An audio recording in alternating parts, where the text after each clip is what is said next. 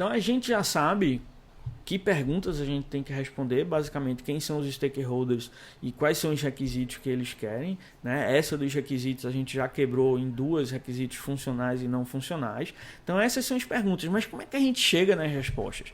Como é que a gente elicita esses requisitos? Como é que a gente descobre isso daí? Então nessas atividades de requisito a gente vai ter sempre essas duas principais atividades, que é a elicitação, que é a descoberta desses requisitos, e a especificação, que é a documentação do que a gente descobriu, né? Então a gente faz um pouquinho das duas, então pode fazer a licitação, vai documentar isso, sente a necessidade de entender mais alguma coisa, volta para licitar de novo e assim por diante.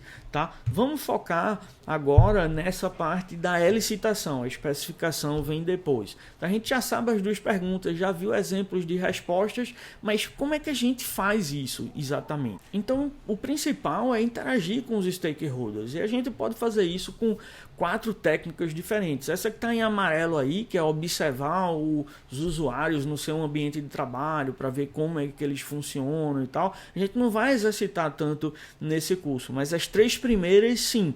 Então, entrevistas, né? Colocar o stakeholder como parte da equipe de desenvolvimento, trazer ele para a equipe de desenvolvimento, né, ou ter acesso direto a ele com frequência para tirar dúvidas, esclarecer requisitos, validar requisitos, mas também você fazer esboço, storyboard da interface gráfica do sistema. Não precisa ser um esboço detalhado, rebuscado, não, mas para dar uma visão geral e rapidamente a gente mostrar para o stakeholder o que é que a gente tem em mente, como é que seria o funcionamento daquele sistema em termos de telas e navegação sobre essas telas, para que a gente confirme se é aquilo mesmo que ele gostaria de fazer. Então, a primeira técnica é entrevista, né, e tem como objetivo principal entender o que é que o stakeholder quer do sistema. O que é que ele precisa que o sistema faça, tanto em termos de requisitos funcionais como não funcionais, incluindo também casos de sucesso, quando a funcionalidade vai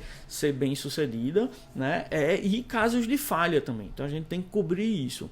Se já existe um sistema que faz aquelas operações e vai ser substituído ou vai ser estendido, é importante também, antes da entrevista, a gente dar uma olhada nesses sistemas para ter um entendimento melhor do contexto.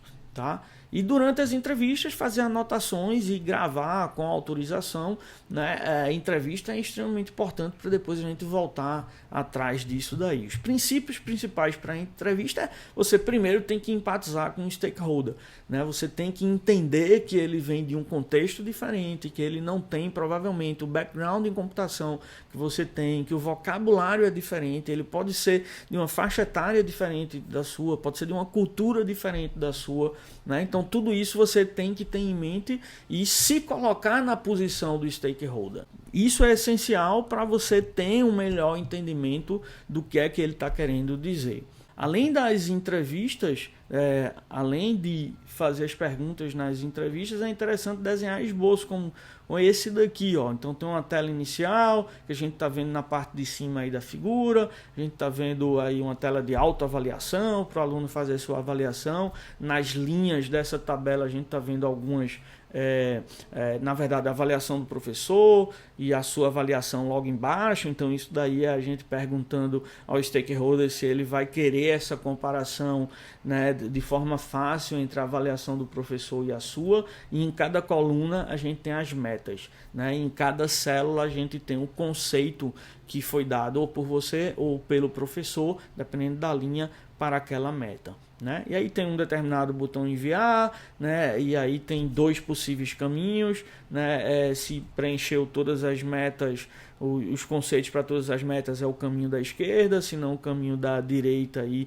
ele dá bronca, dá um erro, e aí você pode voltar para o de cima. Então é esse tipo de figura, né, que é interessante desenhar rápido para mostrar para o stakeholder e ter um entendimento melhor do que ele está querendo dizer. Então isso daí pode ser feito durante a própria entrevista, né, como complemento à sua conversa com ele. Então, além de você fazer as perguntas, obter e anotar as respostas, né, mostrar figuras, esboços como esses daí, é interessante para você ter um melhor entendimento e para ter uma melhor concretização do que é que você está entendendo, né, para que o stakeholder consiga ter essa visão daí, tá? Então isso daí ajuda o stakeholder a entender não só o que ele quer, certo? Porque às vezes ele não sabe direito o que ele quer, e nessa entrevista, você fazendo perguntas, é que ele vai tendo que pensar melhor sobre alguns detalhes, né? E também ajuda a gente, o engenheiro, a validar se a gente entendeu corretamente o que é que o stakeholder precisa. Tá? O foco aí nesse esboço deve ser no projeto da aplicação, nas funcionalidades que a aplicação vai oferecer, não exatamente no design da interação, não em detalhes da interface gráfica, né? Não é para focar nisso. Aquilo dali, aquele esboço, não é uma réplica, né, do que vai ter na interface gráfica. Esse tipo de disposição dos elementos gráficos na tela, tamanho, cor, fonte, toda essa parte aí de interação, ela vai ser definida depois por um designer, não por um engenheiro de software.